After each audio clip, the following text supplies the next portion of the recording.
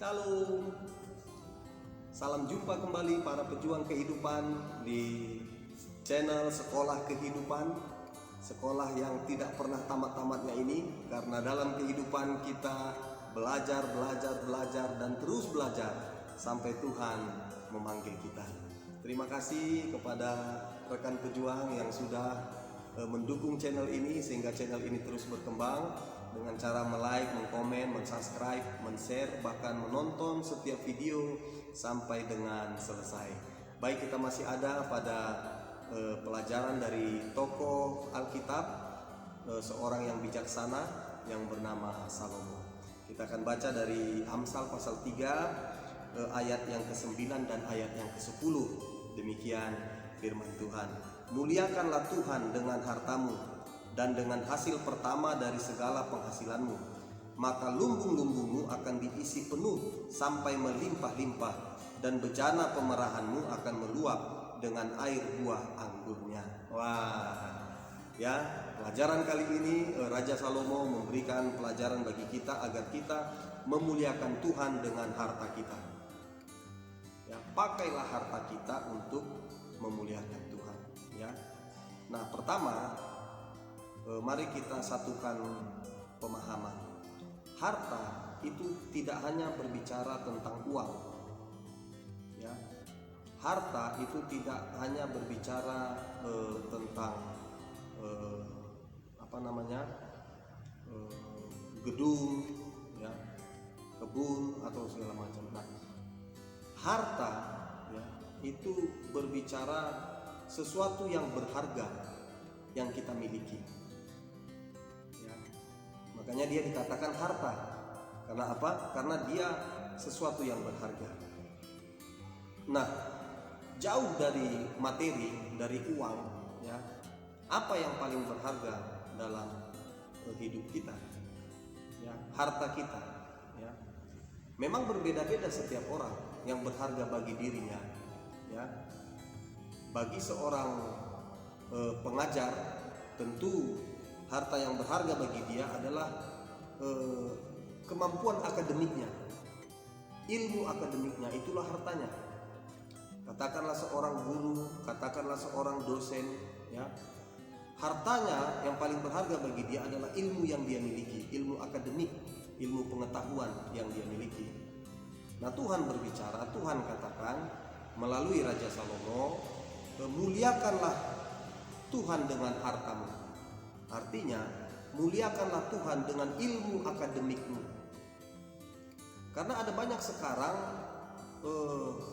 orang yang punya ilmu akademik, orang yang punya harta dalam ilmu akademik, mereka jadi banyak membingungkan, banyak menyesatkan, bahkan menimbulkan pertentangan, pertikaian, perdebatan. Ya, sehingga ilmu akademik yang dia miliki itu tidak memuliakan Tuhan.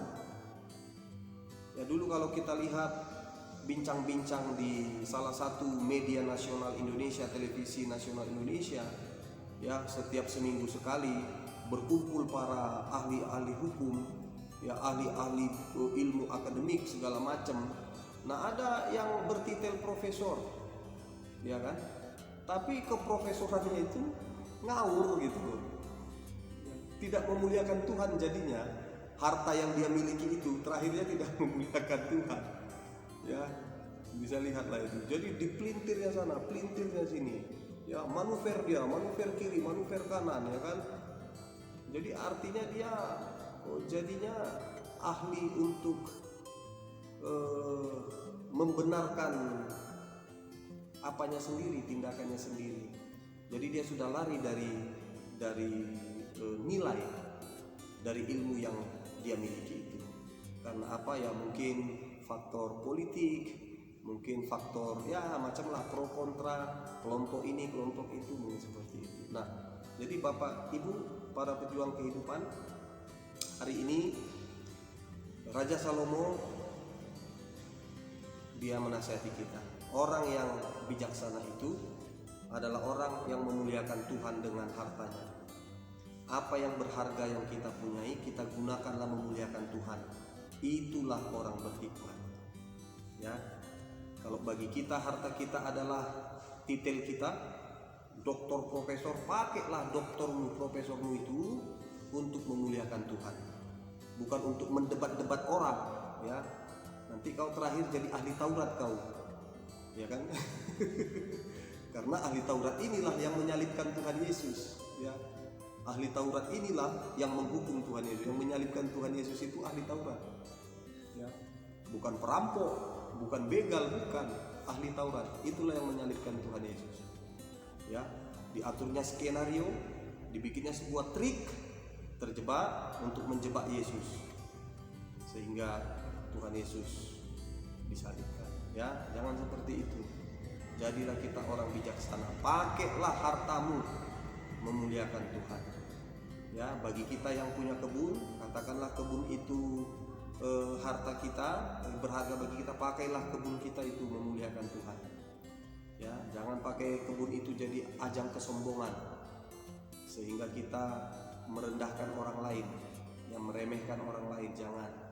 Kalau kita menganggap pangkat jabatan kita menjadi harta kita, pakailah pangkat jabatanmu itu memuliakan Tuhan. Itu orang bijak. Jangan pakai pangkat jabatan kau itu menekan-nekan orang, menindas-nindas orang supaya cair. Jangan. Ya, nasihat saya dengar. Orang yang paling malang adalah orang yang hidup dari masalah orang lain. Camkan itu. Jangan kasih anak istrimu makan dari hasil masalah orang lain. Ya. Ya. Jangan. Saya sebagai hamba Tuhan, ya, dengan keras. Jangan kau hidup dari persoalan orang lain. Jangan. 7 turunan 8 tanjakan terkutuk kamu. Tetapi pakailah pangkat dan jabatanmu, memberikan solusi, memberikan jalan keluar. Nah, itu baru kau memuliakan Tuhan. Ya. Jadi orang yang bijaksana itu dia pakai hartanya memuliakan Tuhan. Nah, rekan pejuang kehidupan, apa yang menjadi hartamu saat ini? Pangkatmu kah, jabatanmu kah? Pakailah itu memuliakan Tuhan. Apa yang menjadi hartamu saat ini? Ilmu pengetahuanmu kah? Ilmu akademikmu kah? Ya, pakailah itu memuliakan Tuhan. Ya, apa yang menjadi hartamu? Kebunmu kah? Sawahmu kah? Peternakanmu kah? Pakai itu memuliakan Tuhan. Itulah orang bijak. Ya, jadi demikianlah pelajaran kehidupan kali ini, supaya kita menjadi orang bijaksana. Ya, kita pakai apa yang berharga dalam hidup kita untuk memuliakan Tuhan. Sehingga ayat yang ke-10 berkata, Amsal 3 ayat yang ke-10, maka lumbung-lumbungmu akan diisi penuh sampai melimpah-limpah, dan bejana pemerahanmu akan meluap dengan air buah anggurnya. Artinya apa? Ketika kita memakai, ya, harta kita, ketika kita memakai apa yang berharga dalam hidup kita memuliakan Tuhan, maka kita diberkati Tuhan. Maka kita diberkati Tuhan. Demikianlah pelajaran kehidupan kali ini. Tuhan Yesus memberkati. Salam.